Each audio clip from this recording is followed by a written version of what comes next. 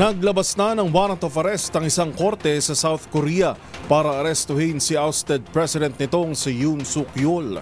Kaugnay ito ng aligasyong insureksyon na agad namang inalmahan ng kampo nito. Yan at iba pang mga napapanahong balita mula sa iba't ibang panig ng mundo sa Global Headlines Report ni James Galange.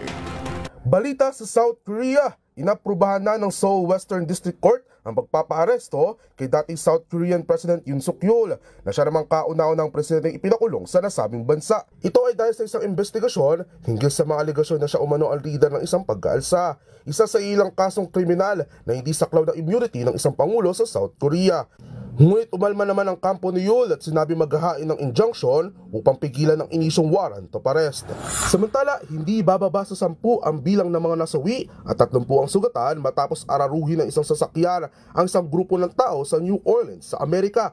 Ayon sa mga otoridad, nagpapatok pa ng baril ang suspect dahilan para magpapatok rin ng baril ang mga pulis. Patuloy naman ang investigasyon upang alamin ang naging motibo ng suspect para sa nangyaring insidente. At iyan ang mga nakalat nating balita mula sa iba't ibang panig ng mundo.